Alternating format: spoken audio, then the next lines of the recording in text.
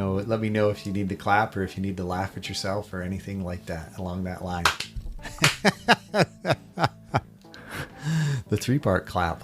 That's right. Was that? I don't know. Okay. Nice. Is that better? Yes, that was much better. Okay, that's good. much better. You didn't even hit the mic on that one. That's right. That was less clumsy. Yeah. No, that's fair enough. Yeah. How are you?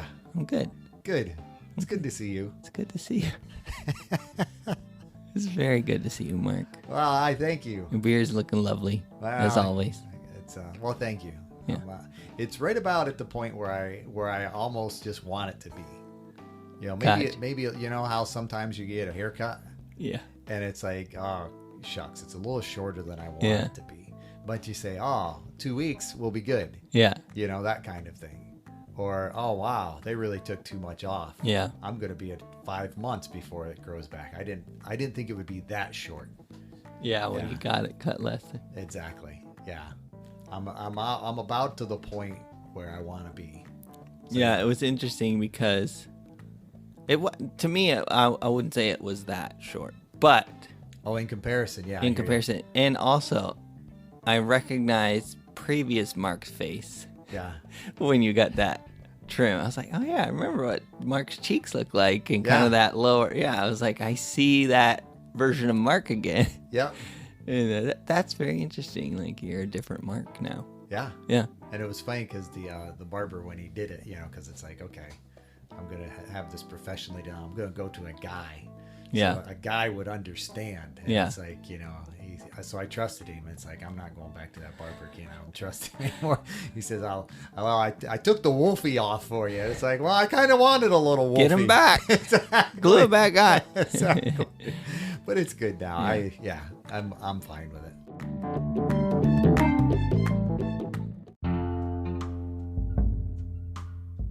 Welcome to How I See It with me, Mark Pratt, and Justin Sternberg. This is a podcast that works to counter cultural polarization through thoughtful conversations. I'm just going to turn you up a little. Okay. Is that all right? Yeah, of course. You do whatever you need to do. That's what okay. comes into my ears. That's why I did it wrong before. Okay, that makes sense. There, that sounds. Is that better? Yeah, I'm still here. Are you still there? I'm still here. Is Wolfie still there? Is Wolfie still Is here? it too loud now? I'm going to turn this back up. Yeah, we're good. Does that work for you? Yes. Yeah. You also were in a relaxed state. I was. I thought you could totally be relaxed. Yeah, I thought my mic was still in the same spot, but yeah. I am relaxed when I do How I See It. That's the beauty of this podcast. That's right.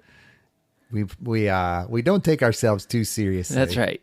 In this process of How I See It. So sometimes we laugh at ourselves, which yeah, that's a callback to, I guess, last week's episode. Sometimes we laugh at each other which is even more fun. That's right. Especially when you do something really dumb. Yes. Then we just I'm just kidding. I try. I can't say I ever remember you doing something really dumb, Mark. So. Well, not necessarily on mic, and you're limited. It's only audio. You can only make audio mistakes. Right. Really. Right. You could make a lot of visual mistakes and nobody would ever even know right. it on the podcast. I can't remember you doing that either. So, well, just saying. Fair enough. But I'm glad you're relaxed. That's the point. Yeah. And speaking of relaxed. Yes. I'd like to ask you some questions. Fire away. About this this vision that you and Chris have. And, before we get too deep, I definitely want to speak to, you were sort of mentioning this is something you wouldn't want to speak on without Chris. I gotcha. There's this desire that it's a shared vision. So I'm gonna just kind of put that out there and sure.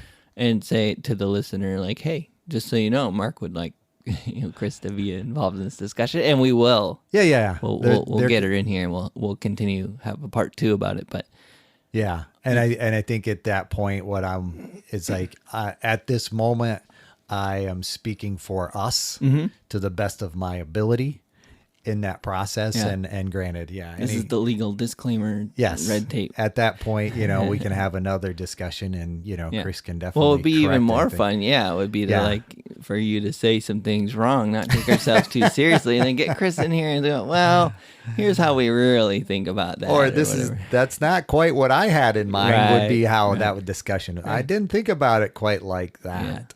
So yeah, by all means, ask away. Yeah. It's all So good. what is this project, this vision you guys have for this?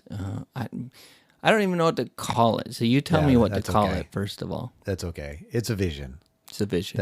And like you say, that's I'm still developing the vision. Don't rush me. It's okay. You're relaxed. You got your arms up still. But yeah, I'm gonna pull them back down because I'm starting to lose blood flow. But it is a vision, and we have basically purchased property. It's been a process, and those that know us will know. We've been renovating an old farmhouse, and there was some fields and acreage, and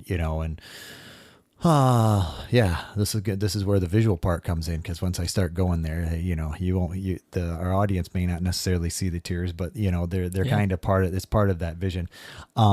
Being able to recognize that there is a desire for me. Early on, I just kind of had a desire for like a recreational property, a place to go, because for me, for yourself. No, for us as a family. Gotcha. Having kids and and ultimately grandkids, being able to have a place that you can kind of come and retreat. And I think we've probably talked about it before. I feel very passionately that our routine Sunday morning church isn't designed necessarily for men. I think, the worship songs, and granted, there would be some that, I think when we're in the creation, I think we can experience God in a way that we can't when we're in the church building, if you will. Mm-hmm. And that's always been kind of the way I was wired. Yeah. To be able to, I think it's part of the Wild at Heart, if you will, John Eldridge stuff, to where I think Adam was created outside the garden. So there is this desire for, a wildness, or, whereas Eve was created in the garden. And I think, therein lies specific differences between the male-female dynamic. So that outside dynamic has always appealed to me. So women don't like to be outside.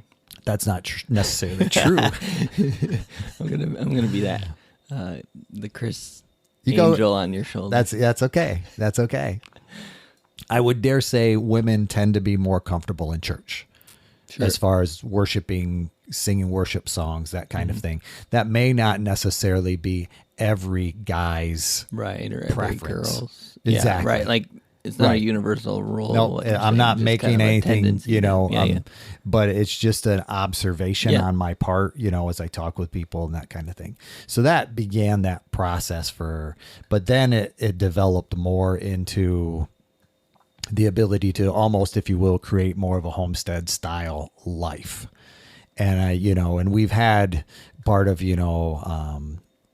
Mary Beth and Mary Ellen, and there's been this journey for us in this process of being able to say, okay, let's get back a little more to more of a localized type food, chain, because it, granted, right now fuel and everything is, fairly inexpensive, to where we ship things from here to there. But, in the process of things, it's unnatural at times to have certain things all year round that weren't canned or prepared. You know what I mean? So it's basically being shipped here, even eggs, in that process. Chickens don't necessarily lay eggs at the same rate all year round.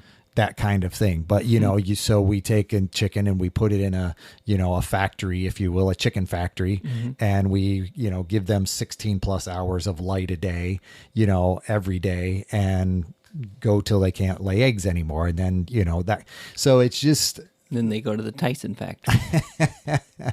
Along that line. But yeah, just being more aware of where our food comes from, being able to kind of come back to, and even very much like you were sharing that on the planting things, that desire to be able to kind of come back in some ways. Not that everybody has to do it all for themselves. That's the part that I'll wrestle with.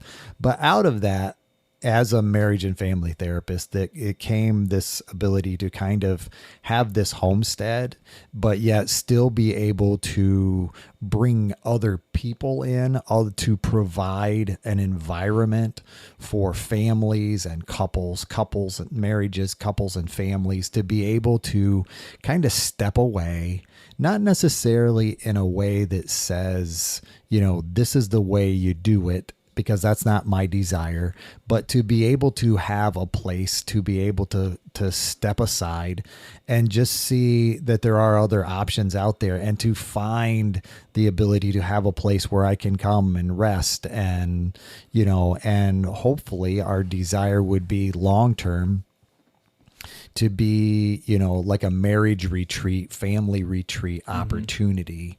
That's our long-term goal.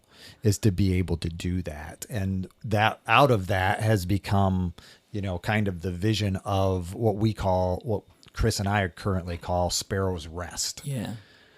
So yeah, that's so this is the nonprofit you can send your donations to. Eventually, I think that'll be a thing, right? We are in the process of being able to work towards setting up those kind of dynamics. So essentially, Mark and Chris both, they have these unique passions. As he described, homesteading is one of those. And that if you're not familiar with homesteading, so what's interesting is we could zero in on homesteading, and that could be our podcast, and we'd probably be more successful. There's a pretty unique and specific niche there that that serves a lot of people that are very interested in that. I didn't really know that till you started talking about it, till Kelly and Jackson started talking about my brother and sister-in-law. Just there's different pockets of people where they're really interested in this lifestyle.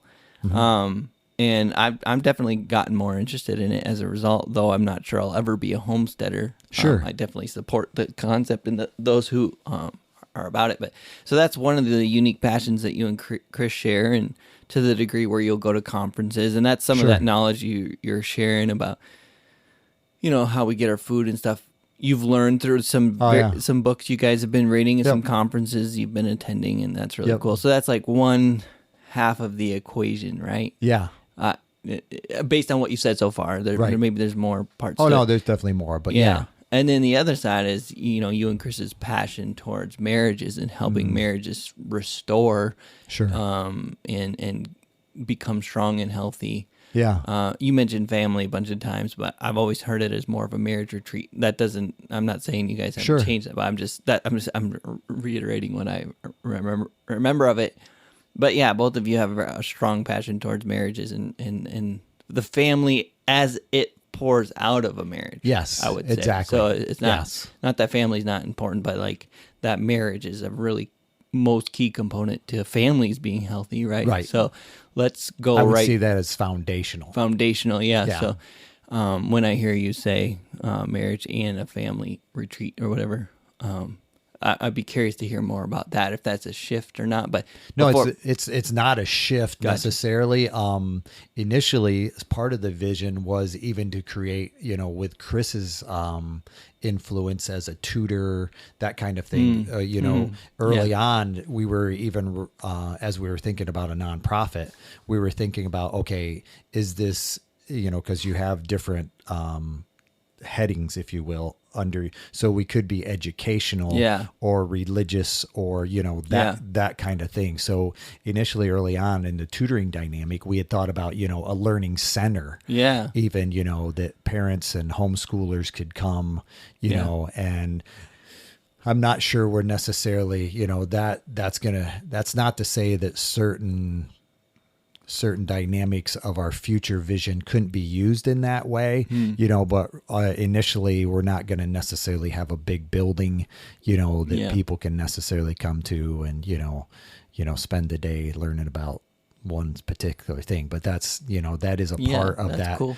that evolving, if you will, vision as we, you know, so talk that could with be God a potential, sorry. No, that's okay. That could be a potential other leg, is this educational piece. Yes. Yeah. And I think, you know, ideally from, as you shared, based on who Chris and I are, our desire is to focus on healthy marriages because that creates healthy families, you know? So as we think about it, you know, it's not that, you know, and I think there's something to be said for it. It's not just about going away as a couple, you know, and being able to get along, you know, when we're away from all of the pressures of life, you know, because we have to learn how to deal with that in that setting. That's where the educational component comes in a little bit too, right? Even for, you know, especially for couples, you know, to be able to say, okay, it's nice to be able to get away, but what do we notice? What do we notice other than our kids aren't around us, you know, when we're away? And then how do we take some of this, you know, back? And, you know, or even how do we at times, certain times of the year, have our kids with us in such a way that says, we enjoy being a family. Yeah. And we're not just, because I think so often it can be about, you know, the male goes to work and the wife may take care of the kids, and, you know, and I think in so many cases, that's what leads to that, you know, empty nest type dynamic of separation where we've just both kind of lived our own lives. You know, we've been shared childcare, if you will. Yeah. And suddenly we have, there's so many limiting factors when the kids go away that, you know, there's less connectivity. You like switch from a couple to, like you said, shared childcare, and then that gets removed from you, and that's all you had, right? Exactly. After so many years, you kind of we lost the relationship. Like identity shifted to that, and then once that's removed, your identity, purpose. Exactly. Yeah. So just again summarizing a little bit. So bringing those kind of passions together into a single entity called Sparrow's Rest, where it involves some homesteading, some educational aspects, maybe about that. Sure. I think education kind of would be sprinkled throughout the idea, right? Whether it's helping couples learn how to. I like what you're saying. It's like, it's not just a place for couples to come honeymoon or go, you know, whatever. It's a place for couples to come and basically grow a little bit in a healthy and safe and inviting place. So sprinkling all these different passions together into this magical potion called Sparrow's Rest, where there's homesteading, there's outdoor stuff, kind of that wild at heart opportunities there for men and women to kind of get out into nature and do some stuff. And and if I, even as I'm hearing myself and you and I talking so forth, you know, ultimately I think, you know, Sparrow's Rest comes out of, it came out of a couple different things. It's definitely some discussions with our kids and each other, but in the first Continental Congress type thing, they were having a difficult time getting things to find agreement. Yeah. And, you know, and Benjamin Franklin basically has this point where, you know, he comes to, and he basically says, you know, gentlemen, you know, basically, can an empire rise or fall? But what, you know, God doesn't know about it, for he cares about the sparrow, you know. And if this is what we're doing, does he not care about this in such a way that we should come before him in prayer? Mm-hmm. You know, should we not, you know, if this is what we're looking to do, should we not come before God and really seek what he has for us through prayer? And that actually began the process of opening, you know, government proceedings or Congress with prayer. And, you know, that process of, you know, in God we trust, if you will, you know, but yet that was a part where the sparrow came to mind, you know, from a scriptural dynamic, you know, because God does care, you know, for the sparrow. And how much more does he care for us in that process? So, and then being able to recognize that, God cares about us. He cares about having rest for us. He sees, the fact that he doesn't want us to be hurried and stressed, not that we can't carry some load or deal with some stress. Don't get me wrong there, but he doesn't want that, from my perspective, to be our lifestyle. Yeah. That we're just continually running from here to there, to here to there, to this, to soccer practice, to work, to, that kind of thing. Not that there's anything wrong with those things. But I think here again, kind of coming back from a hierarchical standpoint, for me, and I think Chris even as well, creation is part of what, helps us reflect on who God is. Yeah. That process of each day has a new beginning, and his grace and mercies are new every day, that kind of thing. So that's kind of the hierarchy. And then, where Chris and I are concerned, our passion is definitely for marriages.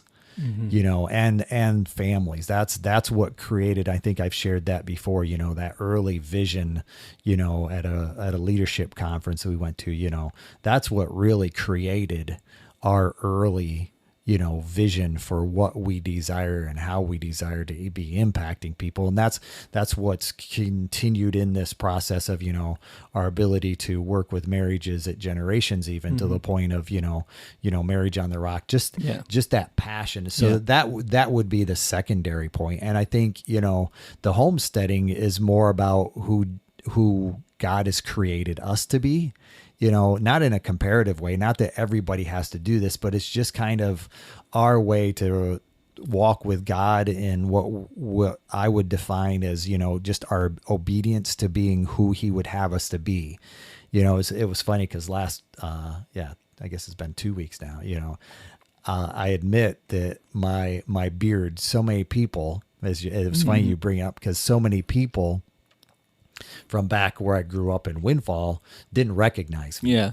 And, if I heard, what is this, as people are pulling on their chin, visually, what's this, either pulling on my chin or kind of pulling on, if I heard that once, I heard it, 100 times, just based on that. And for me, you don't have beards in Windfall or what? Well, I didn't have a beard. So therefore I wasn't who, right. In it, but for me, if you will, if I'm just in my calm frame of mind, I'm not looking to be sarcastic. I'm not looking to say, I haven't heard that before. Yeah. Or anything. I'll say I'm just celebrating my God-given uniqueness. Yeah. Because for me, that's what it's about. Mm-hmm. It's just being able to say, okay, yeah, I happen to be a guy that can grow a beard, and it's part of who God created me to be. So I'm celebrating that. Yeah. And I think that's what, Sparrow's Rest is our ability, Chris's and my ability, to celebrate, to walk in, to live in that celebrated uniqueness that he's called us to be. And so that's cool. That's kind of where it comes from my perspective, as far as the homesteading. And granted, we've learned a lot. And by all means, it's not that I'm, I suppose, depending on that continuum as we talk about it, I'm not a conspiracy theorist, that kind of thing, but I've been more aware of how circumstances have changed, in the process of history, how, as government has become more involved in food and those kind of things, and there is this, scarcity, if you will, or even what germs, because early on we have Pasteur, and here again, I'm going to make this short, but there was two different Louis Pasteur. Yes. Whatever. In that process of pasteurization for milk. Okay. There was two, I forget the other guy's name, but there was two, theories, if you will, that basically saw either germs and bacteria as part of a healthy balance, to where bacteria is good. We have digestive enzymes, that kind of thing, in our bodies, to where when I take an antibiotic, it's good for me to, have yogurt or something to rebuild that so that my, my body can have these digestive enzymes that are working. Because if all of those bugs that are in my body are dead, my body doesn't work properly. Mm-hmm. You follow me? That kind of thing. So there were two schools, and Pasteur's school won out, that basically said, hey, we're going to kill all these germs because germs are the bad thing. Yeah. Whether there was a whole other school that basically says, no, germs aren't the bad thing. Germs out of balance is the bad thing. So we can keep this homeostasis, this balance, if you will. It's actually healthy. And, even like milk, for example, it has, in its whole sense, it has enzymes that help, break down fats, break down, different things that help us, to where some people who actually drink whole milk find themselves being, who once were lactose intolerant, they drink whole milk and they recognize that their lactose intolerance goes away because those enzymes are in milk that help break those fat particles down that get killed in the pasteurization process. Interesting. Yeah. So, there's just... all these little pockets of information to learn, right? Like, that kind of... And historically, there's a reason why it makes sense, but we've lost that awareness over time of where it comes from. And so we're continuing to do something that may not be as beneficial as we think of it, when we're recognizing how many dietary issues and food allergies there are, in our... You think about it that way. So, well, it makes me think of the two Mary Ellens. Mary Beth and Mary Beth and Mary Ellen. Sure. The two Mary episodes, I should say. But yeah, they both kind of touched on almost the same ideas in different directions, where Mary Ellen talked a lot about food and meat and that kind of thing. And then Mary Beth talked a lot about the offenses, right, that you put in your body. And so, like, what different lotions, for example, was one thing she talked about. But yeah, just like there's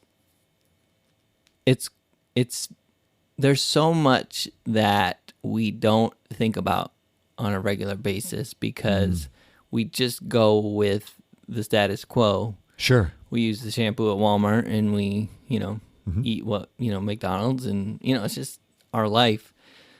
So it's kind of cool to kind of hear these different perspectives that basically are saying, like, hey, this kind of status quo is messed up in a lot of ways. And it's like, well, of course, it makes sense. Obesity is at an all-time high, I think, worldwide. Sure. Depression is as well. So, like, it makes sense that you can go, well, I guess, the system might be broken in some ways because some things are worse than they were. You can also say some things are better. I think one of the things we talked about in, I think, Mary Ellen's episode, maybe, was just the fact that worldwide hunger is at an all-time low, right? So there's trade-offs to this, we're not meant to be shipping crates of food across the planet. And yet, worldwide hunger is at an all-time low as a result of this mechanization. And, so there's some trade-offs. But anyway, I think it's very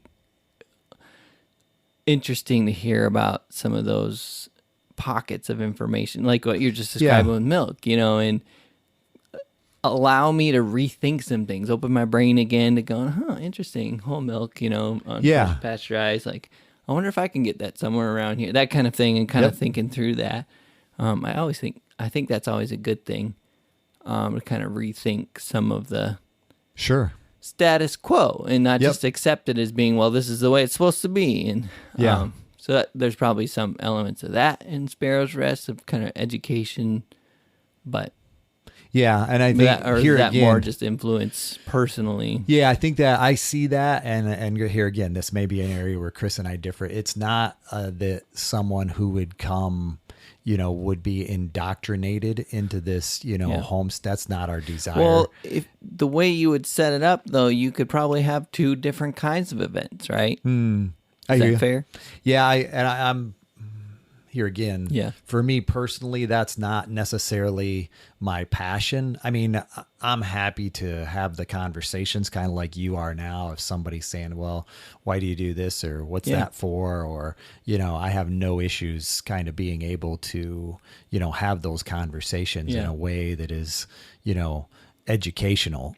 But it's not that I think everybody has to do what we're doing. Yeah. And I don't see us in any ways as, as a model of what has to be, of what other people have to do. I just don't, I think, like I shared, it's about us doing what we feel we're led to do based on our God-given, desires and so forth. And yeah, it makes sense. So this Sparrow's Rest gives you an opportunity to practice those things on a bigger scale in some degrees, but not necessarily as it's part of the creed or whatever. Exactly. That's kind of what you would say. Okay. Yeah.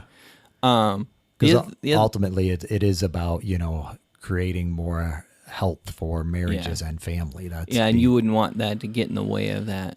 Essentially, is that what I'm hearing? That's what you're hearing. And, that makes sense. And I would dare say, okay, healthy marriages, healthy physically, healthy emotionally, healthy spiritually, healthy, mentally, those. Okay. So then some of these other aspects come into play is how I would see that. What does it take, to create, healthy spirituality, first and foremost? Cause, I think, and here again, I think culturally, in a lot of cases, we do marry less because marriage has become, more of a civil state. When we think about license, a marriage license, well, we think about it as just being that, but when we really stop and think about it, God ordained or designed marriage. So, these other things are just ways that we have redefined God's marriage. The fact, you need a license or, that kind of thing. But ultimately, God is the one who designed marriage to be what it is, in that process of, a man and a woman, and so therefore, if it's something different than that, then where God's concerned, from my perspective, it's not necessarily a marriage. You can call it a whatever you want to call it, but that's kind of how I see it from that fundamental standpoint. Mm-hmm. So, yeah. And then being able to build that, recognizing that's a spiritual dynamic, as well as it is, having, healthy physical relationship, healthy, emotional relationship, and just being able to grow those kind of things, much like we talked about, sometimes, well, like we talked about in last week's episode, that sometimes I take myself too seriously. Sometimes it's a pride issue, and marriage in itself, and as you've shared before in your relationship to Megan, marriage is a pride challenging entity. Yeah. Yeah, for sure. So yeah, if you're doing it right. Yeah. If you're doing it God's way. Yeah. But if marriage is if you think marriage is something that's designed to get you your way, you're gravely mistaken. And so, yeah. And so right now, can you briefly describe the state it's in and like? Yeah, sure. Right now, we have officially, rebuilt the farmhouse and put in it. The farmhouse was very small and very old. Parts of it, yes. So this, when you got this property, I mean, it was instantly, work, a fixer-upper kind of situation, so. Right? So let's just start there and say, what drew us to this property was its setting. It was previously, a farm that time, and the interesting part, another, not tipping our hat to the name, is part of the property was owned by a person by the name of, Chris would correct me if I was wrong, but Mary Sparrow Lane. So, they owned a part of this property. So, that Sparrow's Rest kind of comes into play again.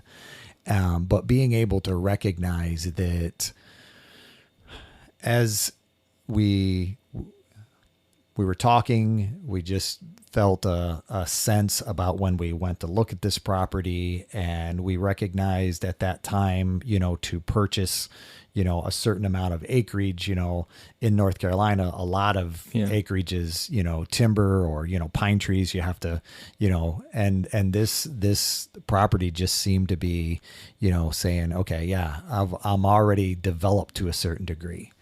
And that was neat to us. It's like, okay. And so there was a farmhouse. There is a horse barn.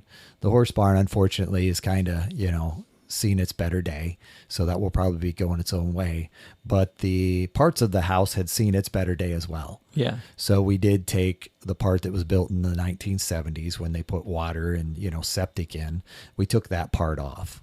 But then there was the part that was ironically, the part that saw better days was the part that was newer. Yes, that's true. That's true. I thought that was very interesting. The older part had, a solid beam around it. We were able to, at the foundation, it was put up on piers, and those piers had, the termites had gotten to them and so forth. But so we ended up just picking up that older section of house and putting a new foundation underneath that, and then building on a new part. Took out the old new part and put a new part. That's exactly right. So all of that, well, most all of that is actually complete at this point. I still got a few trims, to put in place and so forth, but this is the most finished a house has ever been that Chris and I have moved into together. I'll just say that. Nice. So yeah, it is nice in comparison. So yeah, that's where we're at. We have a certificate of occupancy, to be able to, reside there. And, we've been able to move the chickens out, and our desire is to go. Cool. Yeah. So they're out there now. Yep. They're out there now. So we're not, running back and forth feeding chickens in Southport, F3 mornings and, that kind of thing. So everything's out there. Nice. And so now, our next phase is going to be, kind of building on, the storage sheds and so forth to be able to have a garage, if you will, to work out of, and then continue in this process. Our desire would be to, and we're, currently praying about it, talking with a guy about digging a pond for us on the property. So the pond would, provide a opportunity to have, smaller, like tiny home type dynamics, mobile tiny homes around this pond to be able to, create an environment where couples can come, some of them for families, that kind of thing. And the pond can be a source of recreation from fishing to kayaking, that kind of thing in this process that's on the property as we're doing life the way we see it, that kind of thing. So that's where it goes. And then ultimately being able to, probably our goal would be able to do, a bigger venue, where we can have, marriage retreats. Because right now, if we were to do a marriage retreat, it'd be pretty well limited to around a bonfire. Yeah. That kind of thing. But ultimately, to be able to have places where couples can stay, and granted, we have a couple of bedrooms in the part remodeled to where it may just kind of be individual type stuff at the beginning, but just kind of, I guess my prayer is basically that, God would bring the people and the resources that we need, because I recognize this whole vision is bigger than we are. And, that God would bring the people and the resources at the times that we need them to be able to help us fulfill his vision, that he offers the provision for the vision as we're trying to walk it through from an obedience standpoint. And so far it's been pretty cool provision wise. I mean, I know when you got the property, it was a certain thing. Sure. And then there was an opportunity to come to kind of make that a different thing by purchasing some more property. Isn't that where the pond would be now? Yes, that would be where the pond would be. Yeah. There was a parcel that was landlocked. Yeah. Initially, there was a right-of-way that went through our property, which was concerning because it would come right through our front yard. But by God's grace, the individual that owned that piece of property came to us and said, "Hey, I'm looking to sell this. Would you be interested?"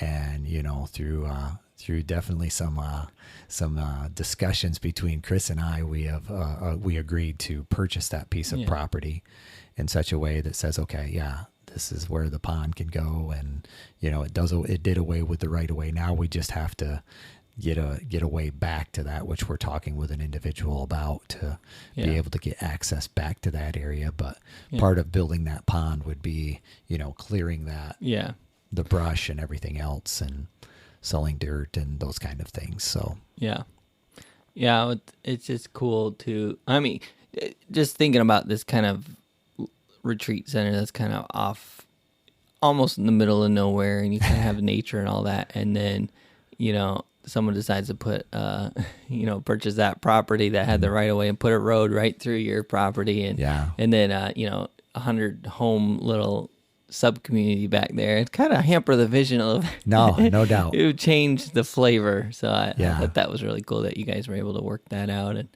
kind of solidify the vision and future a little bit more.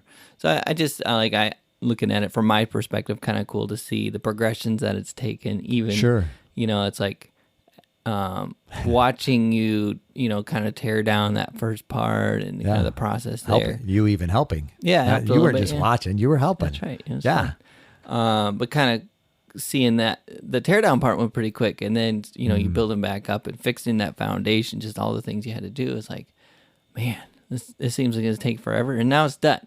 I hear you. And it's that's kind of how time works. So it's kind of cool to see what's been accomplished so far towards that vision. And again, this extra acreage really, I feel like, solidifies some of that vision that you guys had even more. Wouldn't you say, in the sense that? Yeah, it's been neat to see how God's provided all along the way, in that process for us. Because like you say, we're just normal people like everybody else, but yet God cares about those things. And Mark Batterson, I believe it is, he probably didn't originate saying, but it's about, I lost it for a moment, but the bold prayers honor God, and God honors bold prayers, and that's kind of what this whole process has been about, that ability to recognize, okay, this is far bigger than us, and I'm okay with that, because, God has that ability. And, even the pond guy, that was kind of a friend of a friend, a guy I contacted, and, it's just God's kind of going before us. He's, a Christian individual, that kind of thing. And so, we've had that conversation. Are you a Christian? It's like, yeah, I'm a Christian. He said, I can tell, and it's like, okay, so this, so yeah, that's just kind of God's going before us, as I see it, as Chris sees it, and just trying to walk in obedience. And it's not something, I guess, it's another one of those things that basically, somebody spoke with me at the beginning, it's like we tend to overestimate what we can do in a year, but we underestimate what can be done in 5 years. And, as we're coming into year 3, maybe 4, I think it's year 3, to actually be there, it's kind of cool, granted it's taken 3 years to get there, but at the same time, it's just, it's becoming home to us, that kind of thing. And just be able to, and being able to do that in 3 years while you're still doing counseling, and construction on the side. Like, you guys got a lot going on. You and Chris do marriage and family, marriage on the Rock, which is a church ministry that you guys are pretty involved with, and you guys both are involved a lot with us at Celebrate Recovery. Like, so that 3 years is significant to me, looking at it based on just all the things that you also were accomplishing in that time. So it's kind of cool to see that. But it's nice to have people on the outside looking in. Yeah, because they'll come in and they'll say, "Oh my goodness, look at what all you've done." Because they just haven't seen it. Yeah, and it really does offer encouragement. To Chris and I in that process. It's like, is this ever gonna get done? That kind of thing, when you're just grinding away at it. But so it's so neat and refreshing to have other people that come in and say, "Oh, when I was here last, this was just right." blah, blah, blah, Yeah. and now Yeah. to be able to see But now it. you're anchored in the sense that you're living there. And Yeah. that's a huge milestone. Of course, I totally empathize with what you're saying about the next step is now I got to have some place to work out of to even build these things. And so that's kind of the next step is you being able to work out of something. And a horse barn is more likely to fall on you than anything. So can't be that. But, Exactly. and I'm like I don't know what the word is. I would say selfishly motivated. No, not selfish. I'm just excited about you guys. So I want to talk about it because I think it's a cool endeavor, and I'm 100% on board in whatever way I can be in. I want everyone to be aware of it, and eventually that's going to be a key component to this thing being successful. Is publicity and communication and marketing and all that kind of stuff. Sure. But we're a bit out from that. There's no place to go yet. There's nothing. It's not built yet.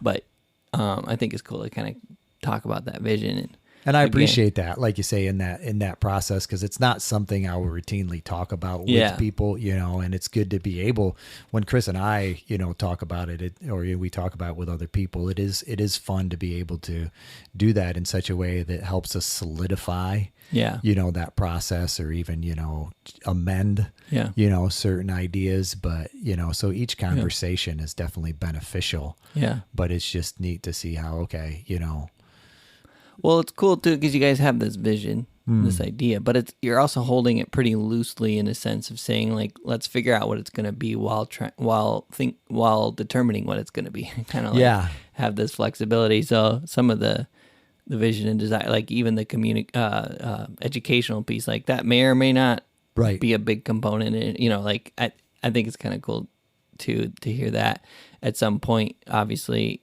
the focus will have to be very specific, and you'll know exactly what the marriage retreat is probably the highest thing to be able to have little you said tiny homes, but like me and Megan, we've gone to these little tiny home I don't know, village sounds wrong, but it's like this kind of circle around, a little pond, and it's like all these little tiny homes. Sure. And that's just such a unique, fun little thing to do. We enjoy that way better than going to a hotel or something just to get away. And so just like that, having something like that, even the beginnings of one, maybe there's just one tiny home that, you can start to. It might even be a part of our tiny home. Yeah.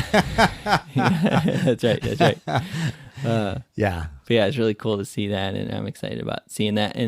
But ultimately, that vision will have to get tighter and tighter the closer you get to execution on it. And I think we're seeing that as we're praying on it, that kind of thing, and and doors are opening, but I think, so often, and I think it's more intentional probably even on Chris's part, is the aspect of, it's not about, doing something someday. Yeah. It's about continuing in the little things that God's given us right now, today. To the point of, Chris's, desire is to routinely be, connecting with one or more couple, every week, in some way that's basically, connecting in some way to share or, invite people out or, intentionally connecting. And I'm all about that as well, but just building those relationships. 'Cause there's something about, sitting around a circle as we talked about before, but, especially if there can be a bonfire in the middle of that circle. That's the perfect circle. So that's kind of what we're doing in our desire. So I imagine some of the earliest circles were around a bonfire. There you go. There you go. Well, we know that Jesus built that little charcoal fire, and they ate breakfast over it, when he restored Peter, that kind of thing, And it was just, appreciate the opportunity to kind of share. And it's cool. You mentioned Chris, and she's kind of actively thinking about today where I think part of that balance is your job is nose to the grindstone. Like every day, it like this building this house. It's gonna be 3 years, and so that's what I'm about. And I'm gonna let you take care of the visioning while I take care of the putting that nail in or whatever. Yeah. Kind of seeing that combination of you two, and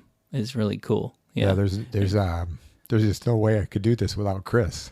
Yeah. I mean, that's, it's just, we are that different. Yeah. But yeah, each part is so valuable, and just like you say, we can laugh one another, at our differences to a certain degree. When it's like, well, what about this and what about this, and it's like, yeah, we'll get to that. We're just gonna do this, but I appreciate you bringing these other things up too, because I hadn't maybe thought about that. That's part, right. Yeah. Yeah. But yeah, I appreciate you bringing that up. Yeah. How important that partnership is, in the sense of her forcing your head up once in a while to look at where you're heading. Yeah. Is it heading where we're heading? Yeah. And if not, let's adjust course. And you to go, I don't want to pick my head up. I got to get this nail put in. But going, oh, you're right. I do need to shift a little bit. And like seeing that, that's really cool. Yeah. And it's been fun, because I'm excited in the process of actually being out there, because it is a fulfillment. Yeah. In a lot of ways. And yet, what a milestone. Yeah, and I remember, like last year we, did more with the garden, but it just not being there is just so tough to maintain a garden. Well, the scale of a garden you guys chose to build too, is like, I can imagine not being there to kind of babysit it would be quite a challenge. I mean, it'd be one thing if you had this little corner. Yeah. No, I hear you there. So yeah, that's where we're at. That's exciting in that process. So yeah, so we'll definitely do a part 2. Yeah, we got to bring Chris in out here, because I would love her to correct all the things we said wrong. Yep, I would too. And get her vision and her heart into it. Because again, to me, I guess why I said selfishly motivated is I really want you guys. I want the vision to continue to grow and be heard by more people, and eventually for people to have an opportunity to partner into it, I hear you. Yeah. Obviously there's opportunity right now in the sense that you can go hang out with Mark and Chris around a bonfire, or help them tear down a horse barn, or, a guy who knows a guy who can help with a pond or whatever, those there's definitely ways to contribute. So I think even that's a win, but just even in the relationship. Yeah. But even kind of setting up, potential future opportunities for partnering, I think is cool. And that's where you come into play, Justin. That's right. You're one of those people that that's can, right. Well, I'm trying to do my part. I know. I see it. I see it. That's part of who you are. And, to where, like you say, at this point, I probably wouldn't even necessarily have had the conversation. That's right. I forced it out of you. Well, so just to tip our hand a little bit, part of that is we have some potential guests, right? Yeah, that we do. Kind of fall into this homesteading side of things. And I thought, it'd be really interesting to kind of set up. Yeah, that's a great point. Why some of these things matter to us. Even Mary Beth and Mary Ellen, like some of those conversations, you can see how it kind of connects now and can kind of start connecting the dots. And I think that's cool. And I wouldn't mind if How I See It becomes Sparrow's Rest focused at some point like that. That would be cool, whatever that looks like. But and it was just an FYI. One of the conferences you mentioned, we did attend with Jeff and Mary Beth. Nice. To where they have since moved from this area and they have their own little farmette, out where's your Kelly and it's a 2-part name and has a college named after it. Yep, correct. And there's a hospital, Wake Forest. Wake Forest, yes. They live outside of Wake. They they live in a little town called Walnut Cove, not Walnut Grove, but it makes me think of a little house on the prairie type thing. But so they're doing well there. We attended a conference with them, and she's doing well, and awesome. So fun to be. Well, thank you so much, Mark. I know again this isn't naturally what you would at this stage. That's something that you would want to present, but I appreciate your and I agree with you in that process of there's probably going to be some conversations that won't necessarily seem, or some topics that won't necessarily seem so far out there, right? If you understand a little more context. of the context. So thank you for the opportunity, Justin, as always. Thank you, Mark. Yeah. That's how we see it. Hey, thank you for listening to our podcast. If you like How I See It, please do all the things that podcasts tell you to do. Subscribe, rate, review, follow us, and or talk nicely about us on social media. If you want to reach out, the email is us@howiseeit.click. Yep, I said .click, as in .click. Please tell your friends about this show, and we'll see you on the next one.